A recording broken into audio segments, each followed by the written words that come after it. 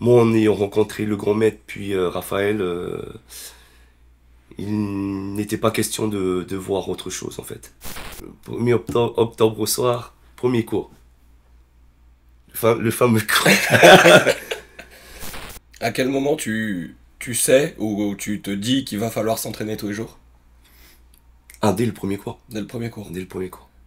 J'ai... Parce qu'il passe de rien en sport à 6 cours par semaine avec nous. 6 ou 7. 6 ou 7, suivant s'il y avait un stage. En plus, on avait fait une semaine d'entraînement plus qu'intensive. Ah ouais, Les poids aux chevilles, tout l'entraînement. Et le passage le samedi, les révisions entre aussi. Et on se remplaçait juste pour laisser à l'autre le temps de souffler. Et puis, c'était ça. Et C'était le grand maître qui comptait jusqu'à l'infini de toute façon. Donc il Ah fallait ouais. qu'il y ait quelqu'un. 10 ans après, on est toujours là. Et c'est difficile à décrire ce qu'on ressent de ça. et c'est ça que j'ai pris comme exemple. Mmh. Et c'est pour ça que j'ai jamais baissé les bras. Chikungunya, chikungunya. Allô, allô. Je peux mettre comme ça là. Tu filmes là? Ouais, ça filme là. Voilà le sponsor de la vidéo.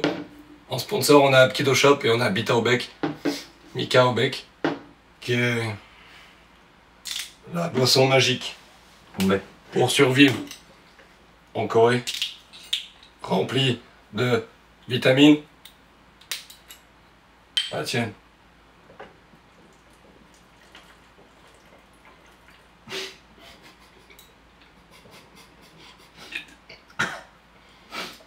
Ça, tu parles nez. Ça, c'est fait. Ça sera magnifique. On va mettre Yum Yum là. Donc là, on attend Jean-Marc Chong, On attend Jean-Marc Chong. notre ami. Attends, j'ai pas enregistré. C'est pas grave, la caméra elle a enregistré le début. Le son est mieux maintenant normalement. Vous voyez qu'on a quelques soucis vocaux dus dû à quoi? Un entraînement un peu intensif, mais pas du tout d'un karaoké ou de trucs comme ça quoi. Non, ça non. Non, c'est l'air, la pollution de la Corée, c'est... Aldeo. Ouais. Ah, Nole Bangandeo. Il arrive quand, le Tahitien? Ouais, il était allé chercher du café. Ah, il nous a fait des cafés. Mais ça fait un petit moment, Jack, il est parti. Ouais, quand même un petit moment. Aujourd'hui, on se trouve dans... ouais. Aujourd'hui, on se trouve dans notre... Et il arrive. Bougez pas. Mais, au revoir, ça. Tiens, tu peux poser sur la table. T'as un king, tu le mets au milieu. Ok, commence.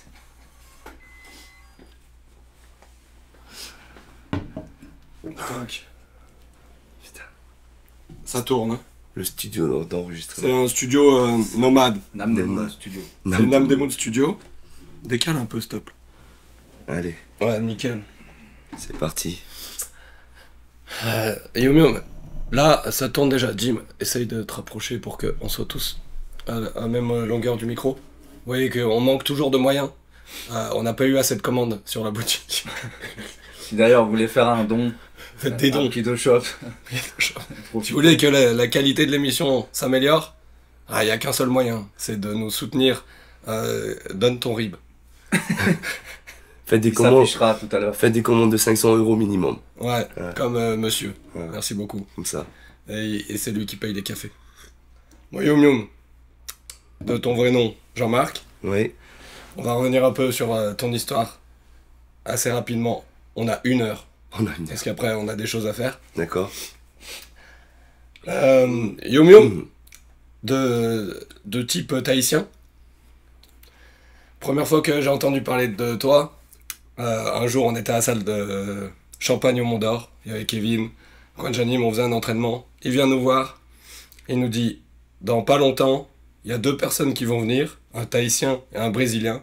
Vous en prenez un chacun, ils vont rester 1 an, et ils doivent repartir super fort. Un peu comme du parrainage, quoi. Vous devez s'occuper chacun d'un d'entre vous. Du coup, il n'y a que toi qui es venu. Du coup, on s'est occupé de toi. Et c'est la première fois qu'on a entendu parler de Yum Yum. Alors, dans l'histoire, l'année où tu es venu en France, c'est 2013. 2012. 2012 Oui. Fin 2012 et l'année 2013. Ouais. Première fois que tu vois l'Apkido JJK, c'est quand? Alors, j'ai commencé à voir l'Apkido JJK en 2006 par l'intermédiaire de mon ancien maître Jean-Philippe Trombin. Et, il avait fait venir Johnny Raphaël Coué pour nous donner un stage et nous faire passer la ceinture noire. Mais on s'est rendu compte que ce n'était pas la même école, le même style, et on était loin d'avoir fait du vrai Apkido jusqu'à présent. Donc c'est en 2006 que j'ai rencontré Johnny Raphaël. Il est venu avec Cyril Oui. Marmonnier, dont on a nombreuses fois parlé. On mettra quelques extraits de ce stage à Tahiti. 6e dan au Jinjungkwan Apkido et 5e dan au Korea Apkido, Raphaël Coué est aujourd'hui le seul étranger au monde à pouvoir pratiquer le Apkido pour l'équipe nationale au sein de la fédération coréenne. L'Apkido, c'est un art martial d'origine coréenne, une self-défense. Donc, une grande opportunité offerte aux...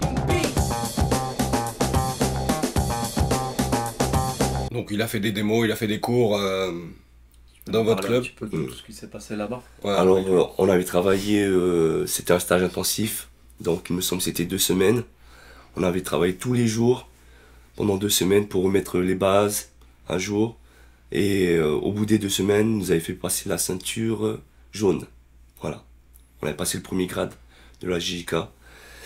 Il y a eu beaucoup de travail à faire par rapport au coup de pied. Donc c'est pour ça que ça avait mis beaucoup plus de temps que prévu.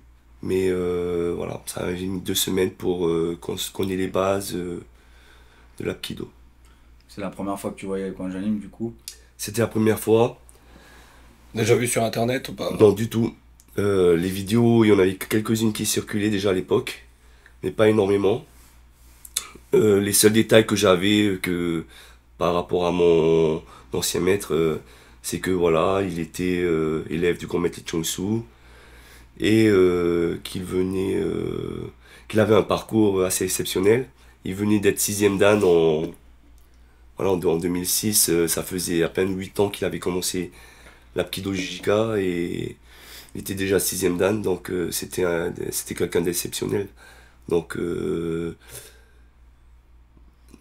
dès qu'on l'a rencontré, en fait, voilà, il nous avait présenté sa démonstration, une démo, et suite à cette démo, on s'est rendu compte que on était vraiment loin de ce qu'on pratiquait. Très très loin. Il y a quelque chose qui t'a marqué particulièrement quand tu l'as vu la première fois ou quand tu l'as vu pratiquer en vrai? Déjà sa prestance. Il a quelque chose une assurance, une maîtrise dans ses techniques qui a fait que, au premier regard, on n'avait aucun doute. Je n'avais aucun doute sur l'efficacité, sur le style qu'il fallait pratiquer. Et du coup, ça a joué à quel point dans le fait que tu rejoignes, tu te prépares à venir 1 an en France. En 2013, ça mettrait du temps, mais je crois que le cheminement dans ta tête, il se fait depuis un moment. C'est la JJK que tu veux faire, quoi. Alors, ce qui s'est passé, c'est que mon maître avait choisi de rejoindre autre chose. Voilà, de ne plus suivre la JJK. Moi, en ayant rencontré le grand maître, puis Raphaël, il n'était pas question de voir autre chose, en fait. Quand tu as vu le meilleur, en fait, tu peux pas voir en dessous. Accepter d'aller voir en dessous. Et donc, ce qui s'est passé, c'est que j'ai eu une pause de 6 ans. Voilà. 6 ans sans activité. Puis, des circonstances, en fait, que je voulais partir en France. Et j'avais repris à ce moment-là contact avec Kwajonim, avec Raphaël, qui m'a dit que j'étais la bienvenue. Mais j'avais pas d'ambition. C'est-à-dire que j'avais pas l'ambition d'être ceinture noire, d'ouvrir un club à Tahiti. Mon but, c'était de partir en France, pratiquer l'Apkido, voir jusqu'où je pouvais aller. Mais c'était même pas passer noir, hein, c'était allez, être ceinture bleue, être ceinture marron, je sais pas. Donc quand tu viens, 10 mois plus précisément, je crois que c'est 10 mois que tu es venu en France, Oui, tu penses pas repartir professionnel et ouvrir un club. du tout. Donc c'est même pas un investissement en termes financiers de tout ce que bon, je veux Non, dire 10 mois du en tout. France, Du tout, du tout. tu penses pas ouvrir un club et du coup Alors, vivre de l'apkido après. quand j'ai eu mon premier rendez-vous avec Raphaël, quand je suis arrivé en France, il m'a dit tout de suite, bah écoute, voilà, tu vas t'entraîner chez moi. Et en février, c'était en février, fin février, début mars, on part en Corée du Sud et tu passeras ta ceinture noire. C'est l'objectif qui te met direct. Ouais, direct. Dès le départ, avant que tu prennes le rythme. Ah ouais, avant que même que je prenne la décision, aucune décision. En fait, ma seule décision, c'était de reprendre l'apkido. Et lui me dit, ben écoute, en février, voilà, tu passeras ceinture noire. Donc tu arrives en septembre, en octobre. Alors, j'arrive le 1er octobre. J'arrive le 1er octobre, et donc je le rencontre dans la matinée, en début de matinée, et 1er octobre au soir, premier cours. Le fameux cours. Moi, c'est ce cours, t'arrives avec quelques kilos, Ouais, quand même pas mal chargé. t'arrives pas mal chargé de bonnes intentions. Ouais, t'arrives avec un bon 90, Même 95. 95 kilos. Ouais, je faisais Donc, 95. nous, on a entendu parler d'un Tahitien qui allait venir s'entraîner plusieurs mois chez nous. On savait pas, à ce moment-là, moi, Kevin, Kwanjanim, on est 6 jours sur 7 sur les tapis. On s'entraîne tous les soirs.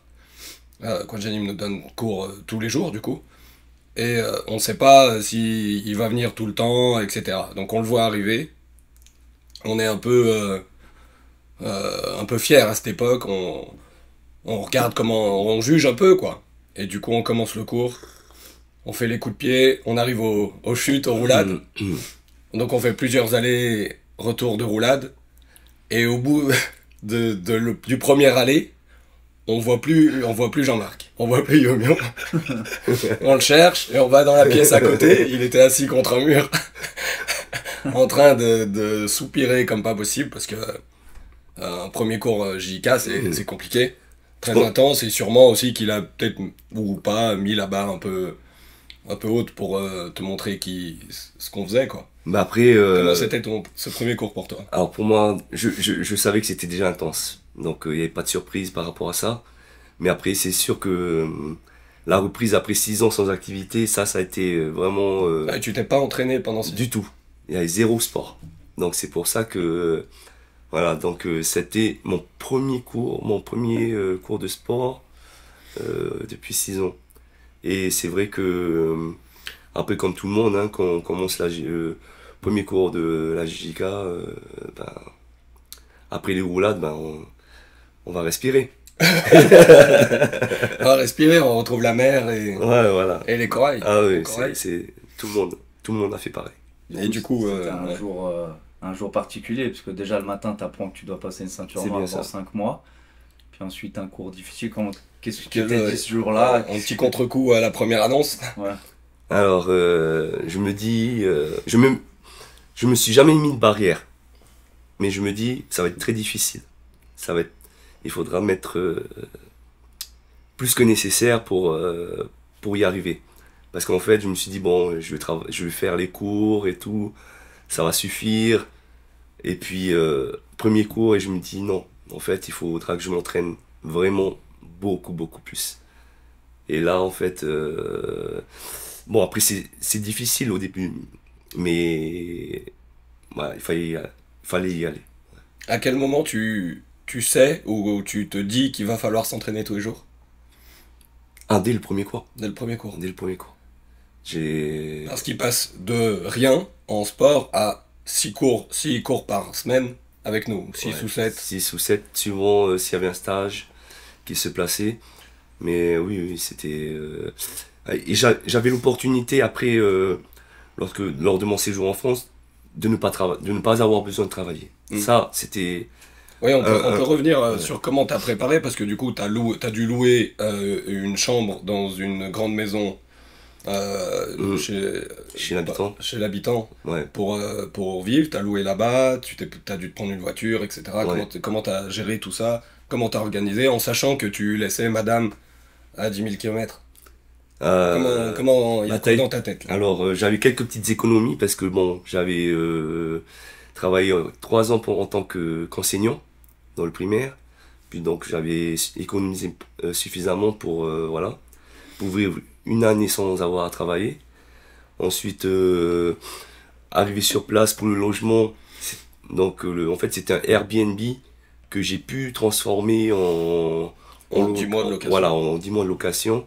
La personne chez qui j'étais était super accueillante et on s'est très vite bien entendu par rapport à ma situation.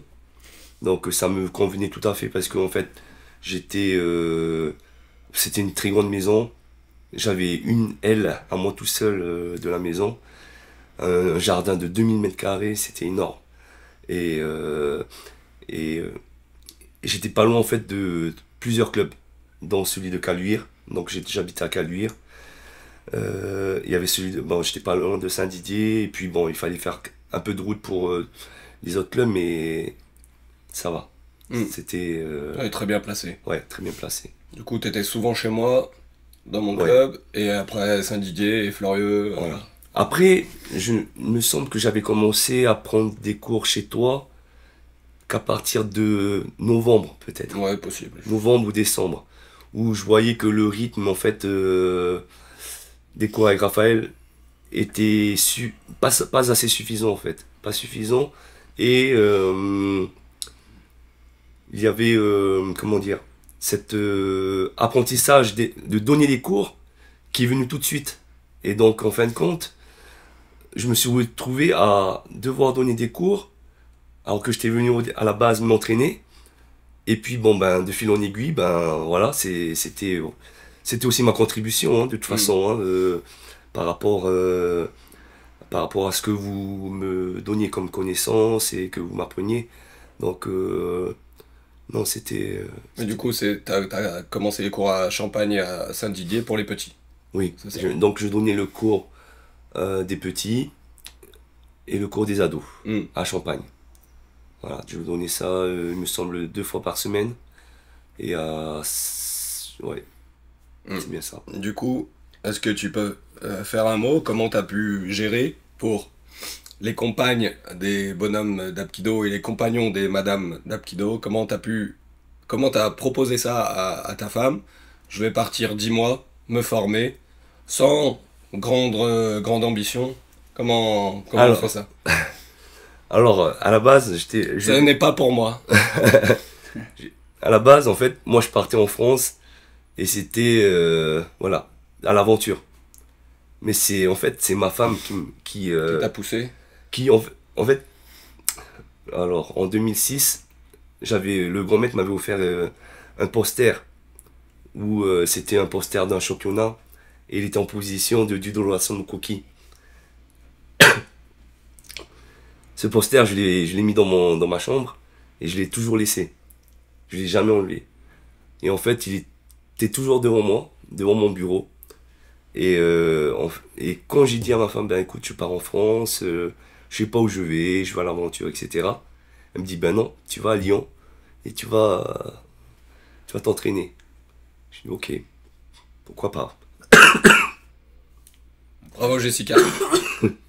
Donc oui, c'est en grande partie grâce à Jessica. C'est vrai. Et pour beaucoup d'autres choses, elle t'a Et poussé pour aussi. beaucoup d'autres choses. Ouais. Comme ce stage-là d'ailleurs. Ah ouais, Aussi. tout. Beaucoup soutenu. Comment, une fois que tu fais les premiers entraînements, que tu vois l'intensité, qu'est-ce qui se passe? Est-ce que des doutes s'installent? Est-ce que tu te dis, bon, t'as dit que ça allait être très dur, mais une fois que tu vois vraiment des Kevin, etc., s'entraîner tous les jours à fond, Mm. comment, Mm. comment tu gères ça? Est-ce que tu gardes confiance? Est-ce que la date du passage en février, avec le temps qui se rétrécit, comment tu gères ça? Alors, dans le planning de Kwanjanim, je devais faire un programme toutes les 2 semaines. Toutes les 2 semaines, je devais avoir fini un programme, l'avoir acquis et lui montrer que voilà, c'était acquis pour pouvoir ensuite enchaîner sur les autres programmes. Maintenant, au niveau du rythme, je voyais très bien que j'étais loin, très très loin de la condition physique et du rythme que vous aviez à l'époque, que tu avais avec Kevin. Mais je me suis jamais posé de questions par rapport à ça. Je me suis jamais dit, je suis moins bon que. En fait, je m'entraîne et on voit ce qui va se passer. Voilà, c'est comme ça que. Et petit à petit, les kilos descendent. Tu commences à envoyer de plus en plus. Ben oui. Tu vois tes progrès à partir de quand? Tu vois que ça change. Réellement? Ouais. À partir du moment où le grand maître est arrivé en France. Donc c'est à partir de. C'était mars 2013. Là, le grand maître est arrivé en France pour 2 mois de stage. Et là, en fait, en 2 mois, j'ai dû perdre facilement plus de 10 kilos. On a rajouté de l'intensité à ce moment-là. Ah, Attends, tu pars, la ceinture noire, c'était quand, en février? Oui.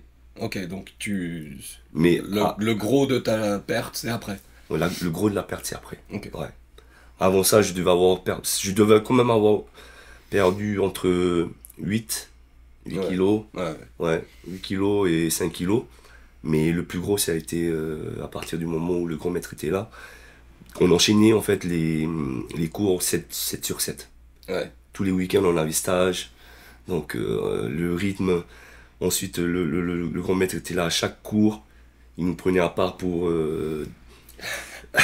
des sessions interminables du Dolachagi, de Anja du Dolachagi, de Chumdan, des séries de Step Palchagi, mais c'était des trucs de fou. Je me rappelle que je crois que c'était la pire période. C'est dur. Quand il est là, c'est compliqué. Ah, c'était très compliqué. Ceux qui sont pas à Lyon, quand il y a le grand maître, faut savoir que chaque soir, c'est une choré, c'est une petite choré. Il nous matraque. Ah ouais, mais carrément. Et en fait, c'était toi, Kevin, moi, et tous les cours, tous les jours. Et c'était dur. Hein. On va revenir un peu avant la ceinture noire. D'ailleurs, je crois que tu la passes en même temps que Dimitri, il nous dira juste après. Quand tu commences l'entraînement, qu'est-ce qui te paraît le plus dur? Je sais que tu as un petit problème avec les chutes. Comment tu gères des choses que tu dois apprendre en accéléré presque, et qui pourtant, des chutes, c'est long à acquérir. Comment tu as géré? Il y a des choses qui sont venues vite, il y a des choses qui ont mis beaucoup plus de temps à venir. Alors, c'est vrai que pour tout ce qui a été chute en longueur, en hauteur, ça a été un peu plus long à venir. Là où bang, la chute arrière, ça a mis le temps que ça a mis. Je crois que ça a mis 5 mois. C'est fini là, c'est arrivé? Là où bang? Ouais. Tu l'as là? Elle est arrivée. Elle est arrivée, mais elle est repartie. Ouais, la chute arrière, et c'est un vrai déclic à avoir pour décoller. Ouais. C'était long. Oui, ça a mis 5 mois. C'est la seule chute qui a mis le plus... Qui a mis longtemps. Qui a mis le plus de temps. En fait, quand je dis le plus de temps, c'est-à-dire faire des chutes de malade. Hein. Oui. Je faisais des chutes à hauteur de genoux, plus ou moins de hanches, entre genoux et hanches. Mais faire des chutes à hauteur d'épaule, ça c'est venu... D'ailleurs, je crois qu'on a une vidéo où on compare avec Kevin. Et je la mets maintenant. Encore mieux celle-là. Ah bon? Ça fait petit sur l'écran. Qu'est-ce qu'on ne dit pas pour essayer de te faire plaisir quand même? Elle est belle. Attends, je mesure. Quand même. Il est là. La vidéo mentira pas, j'ai le même angle.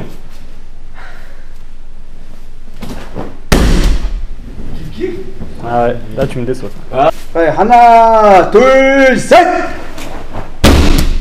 Et on savait pas qui gagnait, donc c'est Ouais. que si tu compares avec Kevin, c'est que t'es allé haut, quoi. Ouais, j'étais vraiment... oui, là je sautais vraiment très haut. J'étais parmi les meilleurs. Ouais. Bon bah, il faut Ouais. Mais voilà, ça a mis 5 mois. 5 mois et ouais, je suis content. Ouais. C'est vrai. Et ensuite en Corée, ton passage de grade, Ouais. Médan, comment ça s'est passé, ton premier voyage là-bas? Donc ça c'est février 2013. Février 2013, alors, passage de Dan. Déjà la Corée, Est-ce que avant de partir en Corée, t'es prêt? T'as tout le programme? je suis archi prêt. À partir du mois de janvier, tous les week-ends, même presque des fois quand Johnny me pouvait, presque tous les soirs on faisait un passage blanc de ceinture noire. C'était un truc de dingue. C'était tellement répété que voilà, c'était... Donc t'es serein. Ah oui, c'était... Là, ce qui allait être difficile en fin de compte, c'est de... Je ne connaissais pas l'intensité qu'il y aurait eu en Corée. Et en fait, à ajouter toutes ces heures d'entraînement, plus le passage de ceinture, et surtout que bon, c'était le grand maître, donc je l'avais pas vu depuis très longtemps, donc je me rappelle plus exactement comment se déroulaient les stages, donc ouais. Et puis là tu sens que t'as quelque chose à prouver quand même, parce qu'il sait très bien que tu t'es formé en France, il sait parfaitement Ah oui, donc, je pense ce qui se que passe. quand je suis arrivé, il voulait voir, ben voilà, il y a un Tahitien que Raphaël a formé en 5 mois. Mm. Et il fallait voir quels étaient les résultats. Donc j'espère que ça a été suffisant en fait. Et que ça a répondu aux attentes de Raphaël. Écoute, je mettrai un petit extrait, un petit extrait de ton passage, que je dois voir en entier, je pense, qu'on a filmé ça. En plus, on avait fait une semaine d'entraînement plus qu'intensive, Ah ouais, les poids aux chevilles sous l'entraînement, et le passage le samedi, les révisions entre aussi. Mais à l'époque, en fait, il me semble qu'on faisait 3 cours par jour. 3 Alors, on séances. faisait 2 séances dures et le soir une révision. Voilà. Donc on Qui faisait... était tout aussi intense parce qu'on faisait... C'est ça. Et on faisait donc 6 heures de cours au minimum. Non, même... ouais, à 8 à heures. l'époque, on faisait peut-être 3 heures 3 le matin heures. et 2 heures l'après-midi, Voilà. c'est possible. On a fait des... Je sais ça. plus exactement les dates, mais ça, on l'a fait. Et donc... Plus une heure et demie de marche pour y aller. et plus 1h30. Ouais, C'était c'était... que 500 mètres. Ouais, non, c'était 3 quarts d'heure de marche dans le froid. Où l'hiver coréen, il est dur. Ouais, ça cogne. Ok, donc ce passage... Dimitri, tu passes en même temps le Ouais, premier en même date. temps, ouais. Toi, c'est la première fois que tu vois... Non, c'est pas la première fois, parce que... Du coup, on reviendra après, mais Yomium a fait tous les stages, nous a accompagnés tous les week-ends où il y avait un événement, il était là avec nous. Donc il s'est déplacé dans plein de pays pendant tous ces... On reviendra un peu sur chacun après. Du coup, tu l'avais déjà rencontré avant, toi, Tim? Moi, je t'ai rencontré en formation cadre. Oui. Formation prof. Et c'est un peu là que j'ai appris que je devais aussi passer la ceinture noire un petit peu dans le même timing que toi. Ouais. Parce que Dimitri aussi était en accéléré un peu. Hein. Ouais, c'est ça. Et c'est un peu toi qui me l'as plus ou moins confirmé. Parce que Ouais. pour moi, c'était tranquille, peut-être pas à ce moment-là. Tu m'as dit non, c'est là, c'est sûr, tu vas aussi passer. On passe ensemble. Et du coup, on a créé des liens aussi avec ça. Ouais. On a tout de suite accroché, puis on a révisé ensemble beaucoup aussi pour passer cette épreuve. C'est vrai. Des très bons souvenirs. À ce Ouais, du moment-là. fait qu'on ait un challenge identique, parce que toi tu étais ceinture jaune à ce moment-là, je me rappelle. On avait un challenge identique à réaliser, donc je pense que c'est ce qui a fait que voilà, on s'est vite rapprochés. Et on avait la chance d'avoir Mickaël, Kevin qui étaient là et qui nous ont vraiment beaucoup aidés, en plus de Kwon Janim, pour arriver à cet objectif. Ouais, c'est Parce vrai. que sans eux, on ne serait pas arrivé. Voilà, c'est certain. Ouais. Merci, un grand merci à Michael et à Kevin. Eh ben, on leur dira. Ouais. Et ouais, du coup, tu passes la ceinture noire. Tu rentres quand? Ah non, on va d'abord passer sur tous les stages. Donc le grand maître vient. Déjà, t'étais parti avec Kwon Janim à tous les stages qu'il faisait. T'intègres l'équipe de démonstration, tu fais des démos. Alors, Qu'est-ce que t'en as fait? Oui, j'avais déjà intégré l'équipe de démonstration alors que j'étais pas encore ceinture noire. Comme pas mal. Comme pas mal. Ouais. Comme moi, Oui, en on tout a cas. fait une démo à Cahors Ouais, où on a mis une ceinture noire. c'est qu'on ça, n'avait pas encore. c'est ça, c'est bien ça. faire la démo. C'est bien ça. Et ben, on a fait l'affaire, hein, parce que juste, on était resté dans l'équipe de démo, donc Vous n'avez pas été viré après? on n'a pas été viré. Ah non. Et du coup, 2 illustres membres de l'équipe de démo pendant un moment. Ouais. Et donc, oui, j'avais enchaîné les stages avec Raphaël. Qu'est-ce que tu as fait un peu comme au premier stage, j'ai la liste, je crois. le premier stage, c'est le stage de Porto, d'où Exact. vient D'où vient ton surnom, mon Yo-Yo? surnom. Et donc, quand on remerciera... Bah, pas cette personne, pas, parce que pas c'est- l'instant qui a fait que c'est devenu Yum Yum, c'est un Espagnol qui essayait de prononcer son nom. C'est bien ça. Et Jean-Marc, c'est parti en... Bon, c'est parti en vrille. Oui, et ce nom est vraiment resté... Moi, dans mon téléphone, c'est marqué Yum Yum. Ouais. Et là, j'ai dû forcer tout à l'heure pour t'appeler Jean-Marc. Moi, je sais pas qui c'est, Jean-Marc. Ah, d'ailleurs, une anecdote, en passant, lors de la remise des ceintures, le grand maître m'appelle, il fait Jean-Marc et tout. Tout le monde cherche. C'est qui Jean-Marc? Mais- Un nouveau. Et quand je me lève, oh Yum Yum, c'est toi! Mais C'est et vrai. il y avait certaines personnes Qui savait plus. qui pensaient vraiment que je m'appelais Yum Yum. Bah ouais, désolé. Ouais, mais c'est ça le délire. Et donc, bon, après, ben voilà. Hein. Mais, ouais, donc, premier stage Portugal. Ouais, ça a fait mal, ça a piqué. Ensuite, on a enchaîné sur des stages en Hongrie, au Maroc, la même année. Plusieurs déplacements Barcelone, à Barcelone, beaucoup. Alvaro, on passe le bonjour. Voilà. Beaucoup de déplacements dans le sud. C'était Ouais. Cahors, qu'est-ce qu'il y avait encore T'as dû faire Toulouse aussi, je sais Toulouse. pas. Corse, Ouais, la Corse. Porto encore. Ouais, plusieurs fois. Qu'est-ce que j'ai pu faire? Paris. Aussi. Ouais. Stage à Paris. Alors vraiment, on bougeait. Suisse. Plusieurs fois. À ce moment-là, on bougeait vraiment c'était- 2-3 fois par mois. C'était, oui, au minimum 2 stages par mois. Ouais. Minimum de stages. Et c'était, pour moi, c'était un régal. On prenait la voiture ou le On train prenait- ouais. ou l'avion et hop. Ouais, c'était un régal. J'ai jamais autant appris que par ces moments-là. Ouais, les stages, c'est vraiment... bah, on a fait tous les trois énormément de stages. Avec Kevin aussi, on accompagnait, et Milo, on a beaucoup accompagné Kwanjani. Ouais. C'est clair que ceux qui ont fait beaucoup de stages ont une expérience, parce que du coup, comme dit souvent Kwanjani, faire les techniques sur plein de gens différents, sur un panel de morphologie, de caractères, de raideurs différentes, c'est ce qui fait comprendre vraiment les clés. Et du coup, tous les trois, et du coup Kevin et Milo, on a fait beaucoup de stages. Et je dirais même que, en fin de compte, c'est à travers tous ces stages que j'ai pu voir, en fin de compte, les compétences,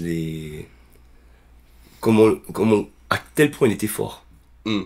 Oui. À tel point il était fort, Raphaël. C'est dingue.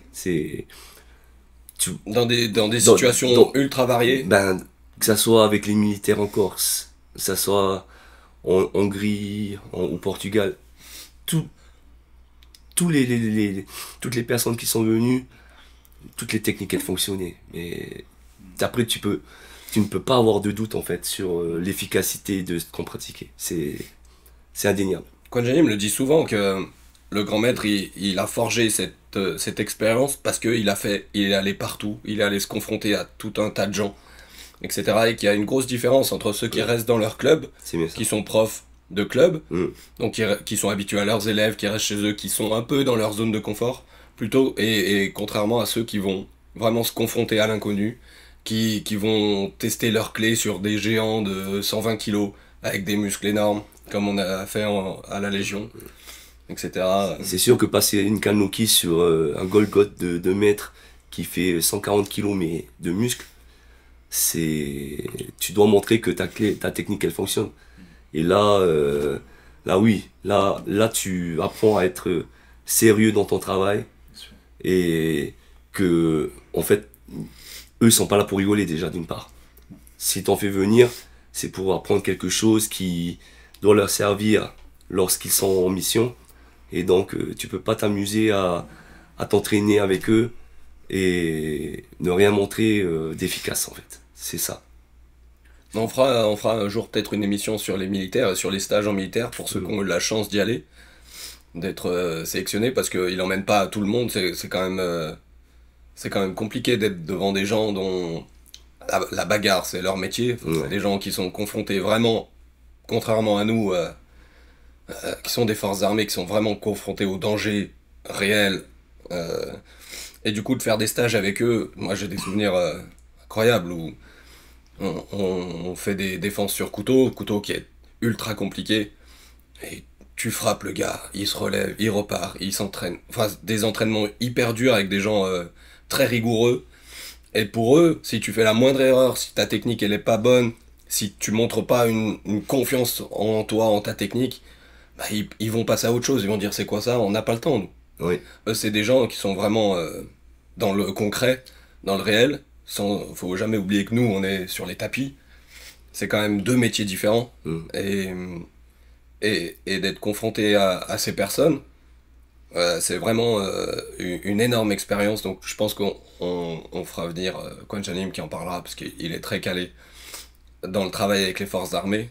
Et peut-être un légionnaire ou quelqu'un des forces armées qu'on a, parce qu'on a beaucoup d'élèves qui sont dans ce milieu. Je sais pas si on peut tous les montrer, etc. On verra. Mais je pense que ça sera intéressant de montrer cette partie. Qui nous, des fois on y va, mais c'est quand même pas... On est quand même loin de ce monde. Ouais, c'est un autre monde. Parce que c'est vraiment la mise en application directe. Alors que nous, on le travaille pour nous, Voilà. pour si un jour on se fait agresser, mais eux, c'est vraiment au contact. Voilà. Et donc, ils ont besoin de ça pour pouvoir... pour rester en vie en fait. Ouais, voilà. Et si on revient au stage, après tu as fait d'autres stages en Corée, du coup après ta ceinture noire. Ah, On est à combien là? là on est peut-être au 8e ou 9e stage en Corée. Ouais, tous les ans, donc on passe direct au stage en Corée. Ouais, tu Ok. peux enchaîner. Ok. Là, on a fait ton premier Dan, entraînement en France. Bon, On on parle peut pas de- résumer ton entraînement en France. 7 jours sur 7, à peu près. Ouais. Très compliqué. Mm. Moins 20 kilos. Ouais. En quelques mots, comment tu peux résumer ça pour qu'on boucle le chapitre Il n'y a pas de brevet d'état. en Si, France? si, je l'avais déjà. Il avait déjà en 2007. Ouais. Donc, alors au bout des 10 mois, donc retour sur Tahiti. Mm. Euh, Les yeux de madame quand elle cherche les 20 kilos qui manquent. ah, là, c'est sûr qu'elle était heureuse de, Est-ce qu'elle a dit refais encore ce mois? de retrouver son mari depuis 20 ans de moins. Mm. Non, pas 20 ans de moins, mais qui retrouve ses 20 ans. Et donc, ouais, elle était super contente de me retrouver dans cette condition physique. Et puis, bon là, retour à Tahiti, il faut ouvrir un club. Est-ce que c'était une des missions que Kwon Janim t'avait et le patron t'avait demandé ou Pas encore. Là c'est ta volonté qui commence à... Alors, pas encore. Ouvrir un club, c'était plus pour... c'est vrai qu'il fallait commencer à diffuser, mais c'était plus pour pouvoir aussi, moi, continuer à m'entraîner. Ouais. Il n'y avait pas encore cette ambition de vivre de l'apkido. C'était, je rentre, voilà, et puis... mais les choses, les circonstances, en fait, que... Ben... Voilà, j'ai tenu bon, et maintenant, ben, je vis de l'apkido depuis 2013. Tu ouvres ton club, il y a, à Tahiti, il y a beaucoup de concurrence avec le Jiu-Jitsu et le Taekwondo, je crois. C'est une Ouais. petite île. Faut vraiment faire sa place. T'as dû être confronté aussi à plein de gens qui sont venus te tester. Alors c'est Tu vrai peux que... nous parler de ça un peu? Alors c'est vrai que donc j'arrive, j'ouvre le club. Là il a fallu faire de la pub, beaucoup de pub. Et donc beaucoup d'appels, des personnes qui veulent essayer, qui veulent voir à quoi ça ressemble. Et il y en a d'autres qui en fait ont pour but de venir te tester. Et ça en fait tu le vois tout de suite, ces types de personnes. Elles arrivent en plein milieu du cours, elles demandent à intégrer le cours où la partie la plus difficile est déjà terminée. Mais après, voilà, j'étais obligé de tout de suite montrer ce qu'était l'Apkido. Donc il a fallu péter des bras en fait. Ouais. Il fallait plusieurs, parce que ben en fait, pour Tahiti c'est une petite île.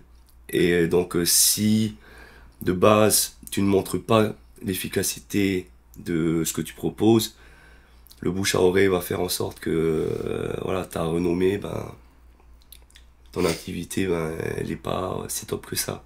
Donc pour moi, il n'y avait pas de concession à faire. C'était, venez me tester, ben, il fallait que je vous pète direct, sinon je ne pouvais pas survivre. Voilà. T'as eu quand même pas mal, je me souviens beaucoup de messages que tu m'envoyais. Là j'ai fait lui, là j'ai fait... Ouais, j'ai pété au moins 4-5 personnes. Ouais. Qui venaient vraiment tester ouvertement. Quoi. Ouais. Et après, il y a eu des moments où je faisais des petits salons, de présentation, des petits forums, où justement il y avait une fois où c'était 3 personnes là, en même temps. Et là c'était... Mais là en fait, cette fois, lors de cette... lorsque ça s'est passé, là j'étais un peu fier de moi, parce qu'en fin de compte, je m'étais dit que ce que j'avais appris, en fin de compte, ça me servait tout de suite. Ouais. Et c'était méga efficace, en fait. Il n'y avait pas de chichi, c'était net, c'était en 2-3 coups, c'était fini. Les 3 personnes, c'était au revoir. Et ça, c'était bien. Ils sont revenus, ces gens? Non, ils n'ont pas demandé le reste. Ouais, j'avais cassé un poignet, un bras et une jambe. Ouais. Mais il fallait le faire parce que en fait c'était un grand groupe de personnes, ils étaient une vingtaine. Et puis les 3 voulaient tester. Et bon ben le test est venu, voilà quoi. Donc il fallait vite péter. Donc du coup maintenant le club de Tahiti c'est quoi? C'est combien de... Alors maintenant nous sommes à peu près 70 adhérents. Avant le Covid, nous étions beaucoup plus, hein. On avait pu dépasser la centaine d'adhérents. Et il y avait eu un bon développement de l'Apkido. Après, on a pu survivre après le Covid.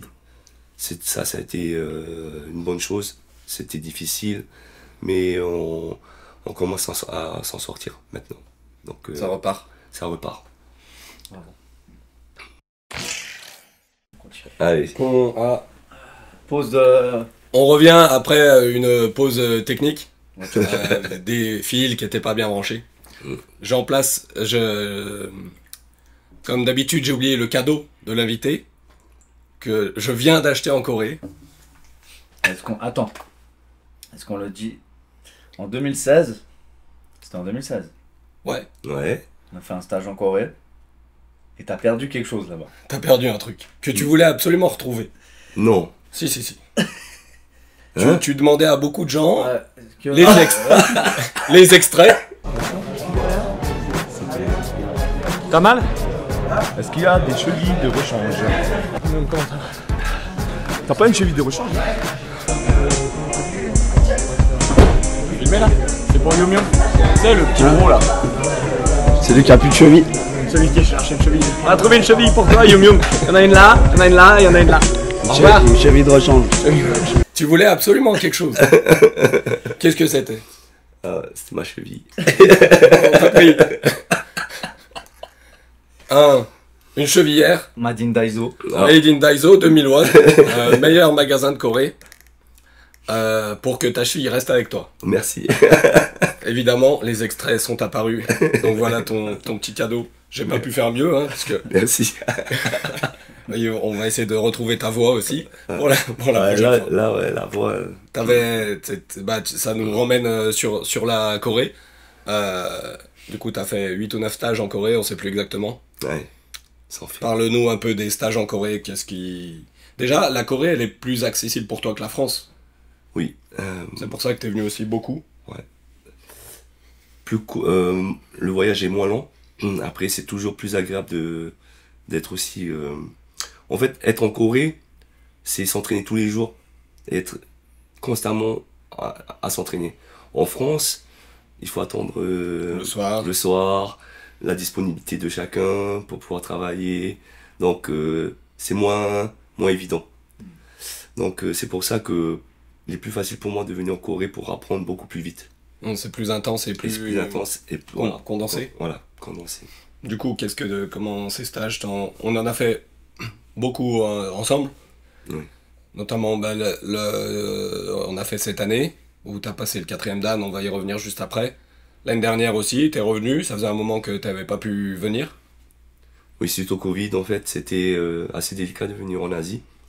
Donc, l'année dernière, l'opportunité s'ouvrait à nous de pouvoir revenir en Corée. Donc, sans hésitation, je suis revenu avec une petite équipe. Tu as fait passer des ceintures noires. Où j'ai pu faire passer des ceintures noires, ouais. Donc, est-ce que tu as un petit... Parle-nous un peu de la Corée, de ce que ça t'amène. Alors déjà, quand tu viens, on est là. Ça te fait un peu revenir aux sources. Voilà, dès que je suis en Corée, on est aux sources déjà de l'aïkido. Ensuite, pas par nous, hein, c'est Kwon Jani, oui, voilà. Et le patron. Donc. Et ensuite, je sais forcément que je vais revoir et le grand maître, Raphaël, et vous. Parce depuis le début, on a toujours été là. Et jusqu'à présent, en fait, je pense que depuis mes débuts, en fait, vous êtes les deux seuls qui sont restés encore dans l'aïkido. Ouais. À part, bien sûr, les anciens qui sont les premières générations de Kwon Jani.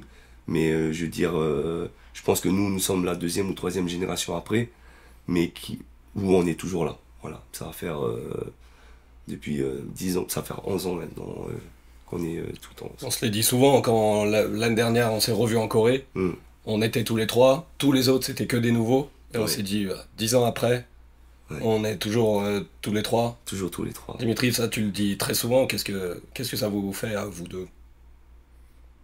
Qu'est-ce que tu dis? Ce moment que tu viens de décrire, je l'ai puisque c'était exactement l'année passée au feu rouge. Au feu rouge, on a le temps de décéder, de prendre un coup de soleil. Et on a le temps justement de penser à ces choses-là qui sont importantes et de réfléchir. Et on s'est dit exactement ça. On dit, 10 ans après, on est toujours là.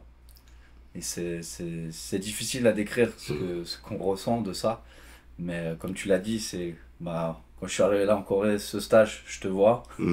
Et c'est comme si on s'était pas quitté. Oui. En fait, pendant un an, on s'est pas vu. C'est ça. Et puis après, on se lâche plus, quoi. Ouais. Pendant 2 semaines, on se lâche plus. Et c'est fort. Oui, c'est très fort.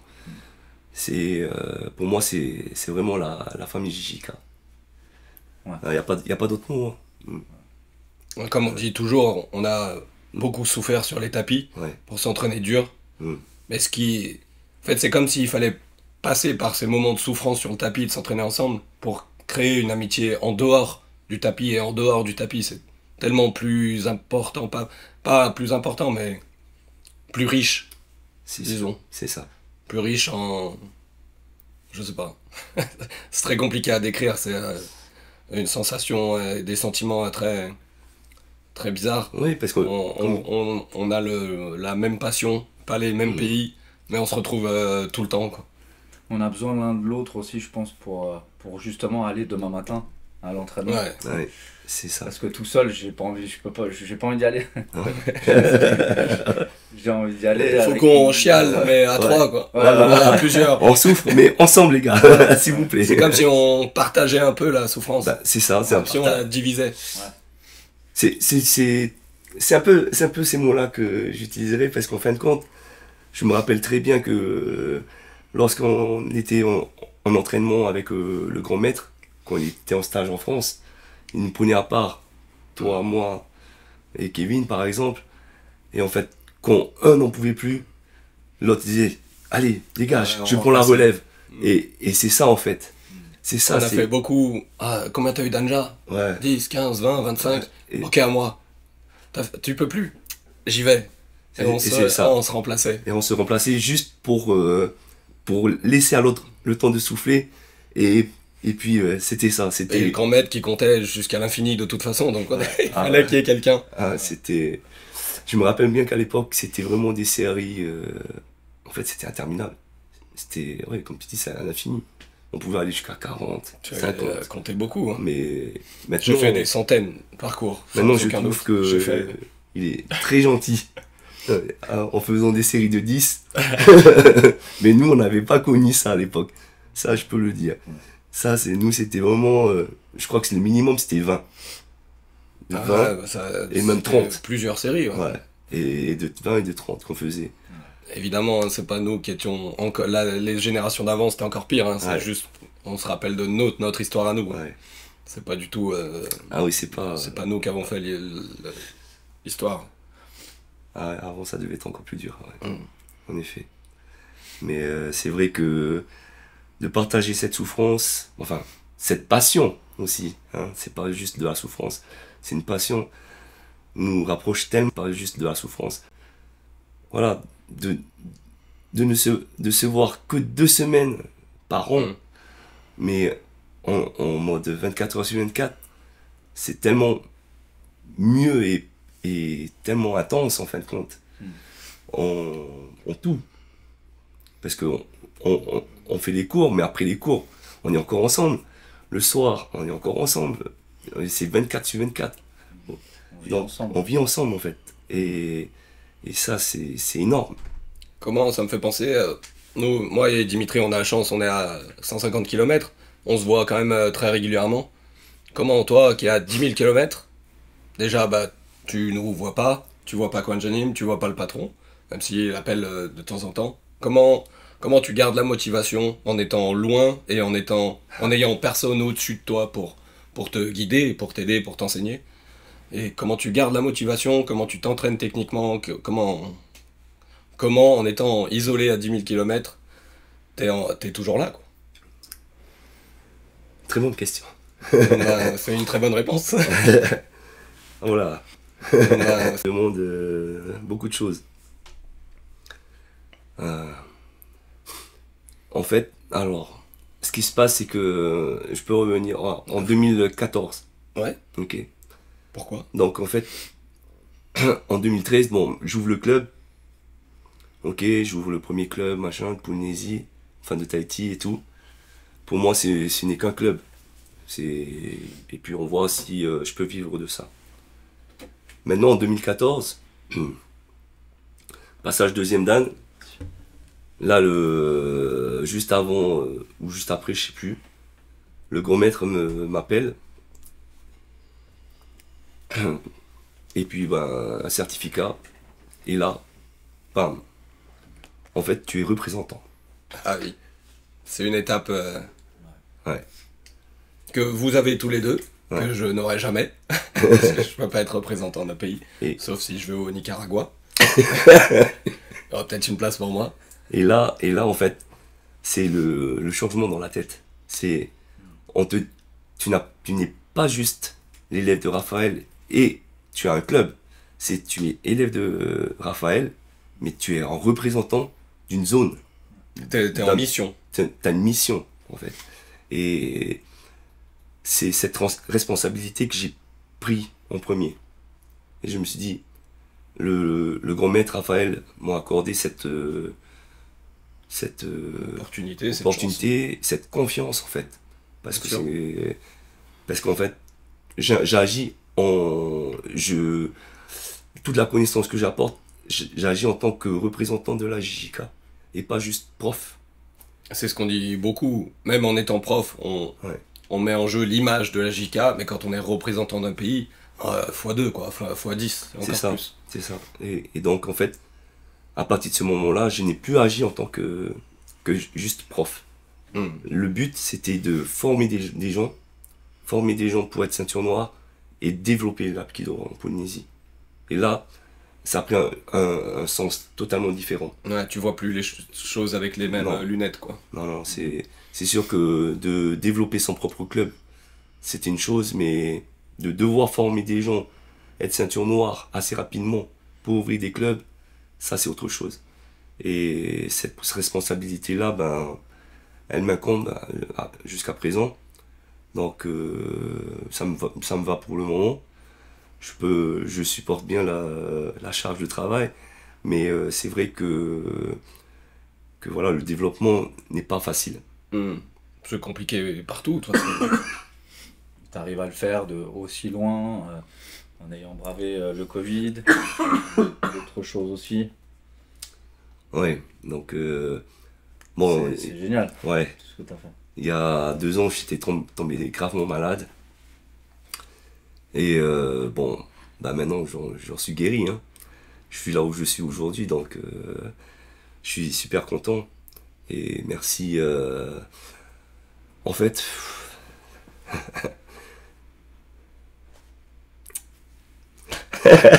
je pense que l'Apkido, en fait, a été en grande partie mon pilier. Et encore plus, en fait, ça a été le grand maître. Le grand maître a été vraiment mon exemple. Qui a eu la même maladie que toi. On Donc, va dire ça comme ça. hmm. Et donc, moi, en fait, l'Apkido, c'est le grand maître. Là, il a 75 ans, mais il pète une forme, mais incroyable. Je me En dis fait, toujours, c'est une image à la fois physique du grand maître et mentale. et un exemple, Il est toujours à fond, quoi. et un exemple. Un Il exemple a- même vivant de ce que tu veux être, en fait. Et moi, je veux être comme lui, à son âge. 75 ans, péter la forme comme il la pète, c'est une chance, je connais beaucoup de gens qui sont beaucoup plus jeunes que lui, et on dirait qu'ils sont beaucoup plus âgés que lui, à leur âge. Lui, 75 ans, toujours sur les tatamis, plus rapide qu'un jeune de Non, 15 ans, on l'a trouvé très très précis, très très... tellement rapide. Aujourd'hui, enfin cette année en Corée, là, je le trouve incroyable. Encore Mais- plus fort. Ah, ça se Mais- passe. C'est dingue, mais la rapidité d'exécution, la précision des techniques. Et c'est fou qu'après 15 ans, il nous inspire, comme Kwon Janim, de la même manière. Il est toujours... C'est stable, il n'y a pas de Ouais. descente. C'est ça. Pas de baisse de motivation, de baisse de régime. Il est Et c'est à fond, quoi. et c'est- Qu'il ait mal au genou, qu'il ait machin, il est là. Il dit, moi je lève la jambe à 75 ans. Vous faites pas. ouais, Pourquoi? c'est ça. Et c'est ça que j'ai pris comme exemple. Et c'est pour ça que j'ai jamais baissé les bras.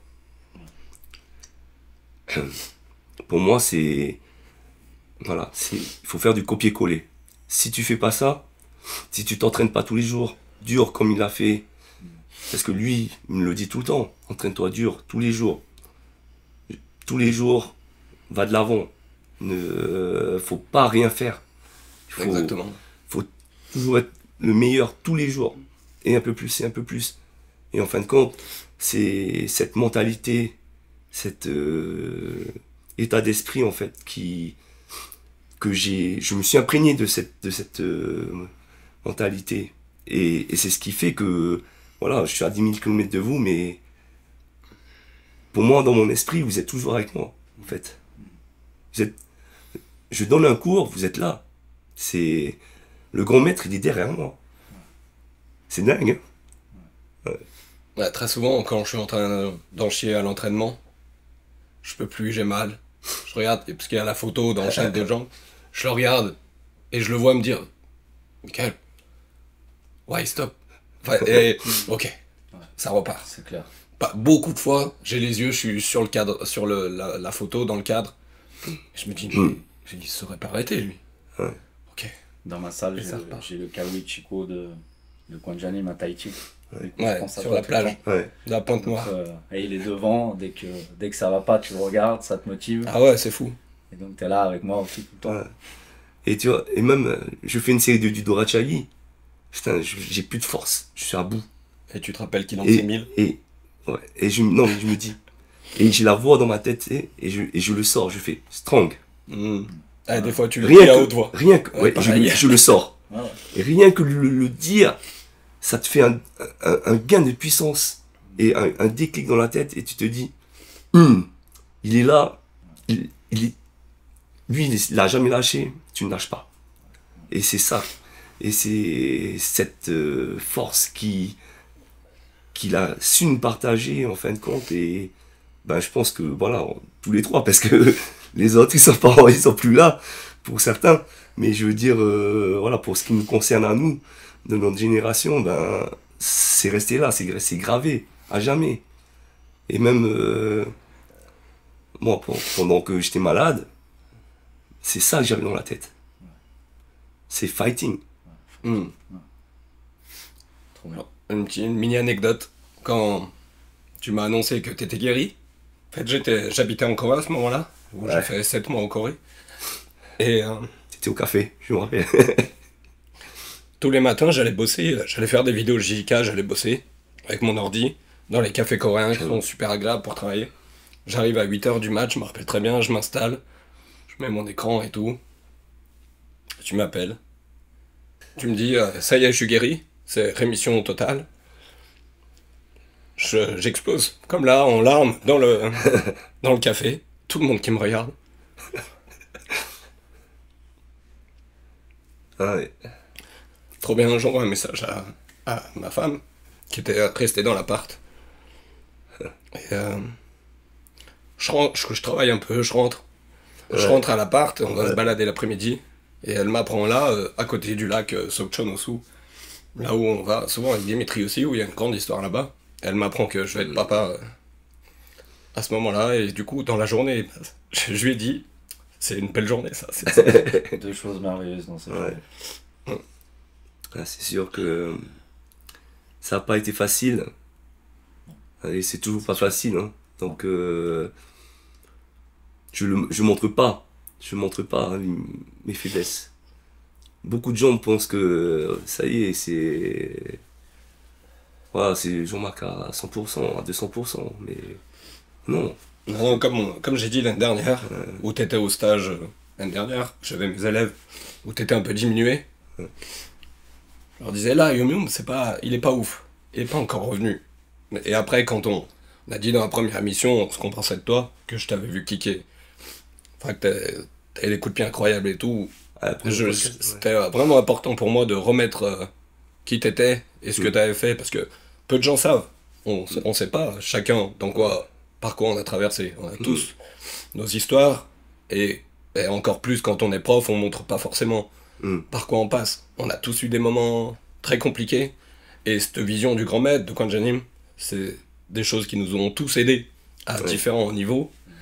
On a été poussés par la JK. C'est exactement comme la photo que tu m'as envoyée, Dim. Il y a le grand maître et il y a Kwanjanim derrière. En noir et blanc, là. Je la mettrai. La lignée. Le lineage. Il y a lui, et un peu après, il y a nous. Mais on est sur la même ligne, en fait. La lignée, elle veut trop bien dire, c'est qu'on se pousse. Et tout ce qu'on a appris avec l'Apkido, la souffrance sur le tapis, la discipline, d'aller à l'entraînement, qu'on est mal, qu'on est pas mal, de continuer, de jamais s'arrêter pendant que d'autres s'arrêtent, bah, ça nous sert dans la vie. Moi je dis toujours, l'Apkido c'est un prétexte, un outil pour être plus fort dans la vie. Oui. Et bon, je le montre pas là, mais on est tous passés par des choses compliquées. Mika Yellow Belt. Et sans aucun doute, l'Apkido et notre parcours dans l'Apkido, ça nous a fortement aidés. C'est sûr.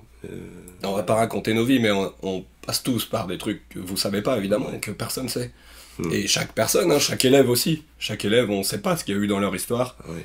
Et moi, je sais que j'ai des élèves dont l'Apkido a beaucoup aidé. Et c'est la meilleure des récompenses. Et là, t'es revenu en Corée, tu t'es entraîné, tu passes un 4ème dan. Ouais. C'est incroyable. Ouais. Allez, raconte-nous ce 4ème dan. Je reviens, moi. Attends.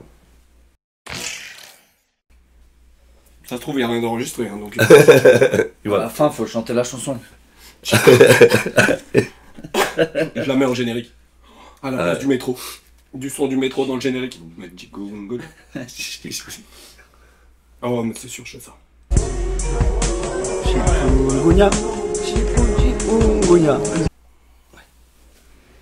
Donc, 4ème dan. Alors c'est vrai que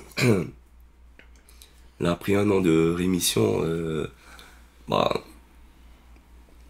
j'allais pas en rester là. Forcément, je vais peux pas me dire je suis guéri et je fais rien. Et donc préparation déjà d'une équipe pour passer premier dan. Et en même temps, bon, ça va faire quand même 8 ans que je suis troisième dan. Donc il était grand temps que je passe mon quatrième. Donc là, je pense que il n'y avait pas meilleur moment. Alors j'arrive en Corée, on va replacer les choses dans leur contexte. Déjà, ce voyage-ci, je dois venir m'entraîner pour mon quatrième. Enfin, revoir des techniques pour mettre au point et passer mon quatrième dan en juillet. J'arrive, premier jour, le grand maître m'accueille et tout, entraînement, et il me dit semaine prochaine tu passes ton quatrième. Je fais oh, tu veux dire en juillet? Non, je vois avec Raphaël, semaine prochaine tu passes quatrième. Et là, ben, c'est dans la tête, on remet le contexte de 2012. On regarde 5 jours. On enlève les 5 mois de préparation et là on passe à 5 jours de préparation. Mais t'as déjà les 20 kilos en moins. Ouais, l'avantage c'est qu'il y a les 20 kilos et toute une grosse partie déjà acquise. Mais voilà, donc 5 jours et pour se dire bon ben voilà, tu passes ton quatrième. Et après, dans un premier temps, j'ai quand même des doutes. Parce que bon, je me dis, j'aimerais quand même bien le passer et tout en juillet. Tu pourrais le passer aussi en juillet devant tes élèves, c'est toujours aussi un sacré truc. Ouais. Mais après, en fin de compte, je remercie encore ma femme qui a su se trouver les mots. Elle me dit, mais pourquoi tu penses, pourquoi tu réfléchis? Elle est où ta famille Jijika? Et je fais, ben elle est là. Donc voilà, il n'y avait pas d'autres moments de réflexion, c'était ok, je passe dans 5 jours. Maintenant bon, c'était ok, je passe dans 5 jours. Pendant ces 5 jours, entre une sciatique, un mal de gorge, plus un rhume interminable, et puis les choses n'étaient pas propices pour ce passage. Mais j'ai fait en sorte de pouvoir être prêt. Ben, j'ai fait le maximum. Ouais, et puis ben, c'est passé.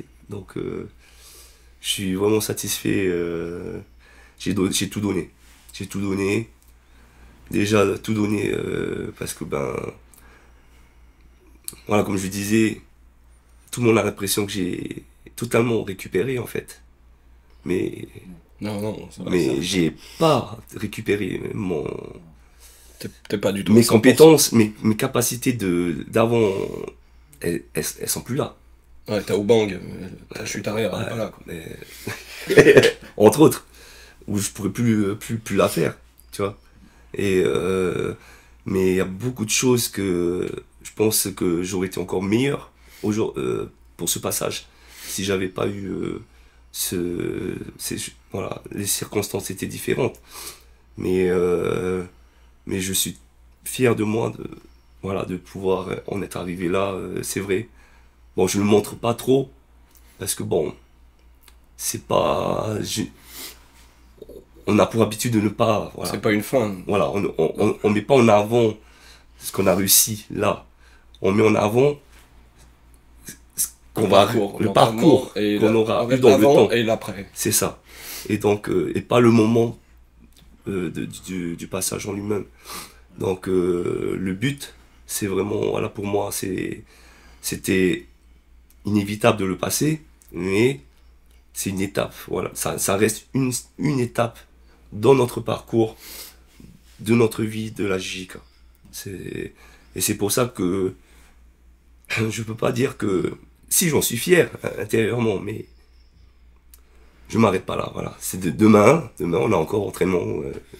Et il te dit peut-être à la fin de la semaine, 5e date. Ouais, non pas à ce point, mais il te reste 2 jours. Mais ouais, mais c'est sûr que ouais, les capacités physiques et mentales sont totalement différentes par rapport à avant. Donc le 5e dan viendra quand il viendra, et puis on verra dans le temps. Magnifique. Hier, c'était magnifique aussi parce qu'on était les 3 sur le tapis. Ouais. Au passage. Ouais. Et ça, c'est pas arrivé souvent. Toujours, c'est vrai. en ça, passage. ça fait. Au passage. On La était dé- tous transpirants. La dernière fois qu'on était ensemble, On a tous passé les- ensemble, nous? alors ensemble, c'était le premier Dan uniquement, il me semble, 2013. 2013. Parce qu'après, le deuxième, tu as passé un peu de temps avant moi, il me semble. Quand je suis arrivé, peut-être tu l'avais déjà eu. Et après, quand j'ai passé mon deuxième, tu passais ton troisième. Et puis. À Lyon. Ouais. Après, le troisième, par contre, tu as été mon partenaire. Troisième Dan, tu as été mon partenaire.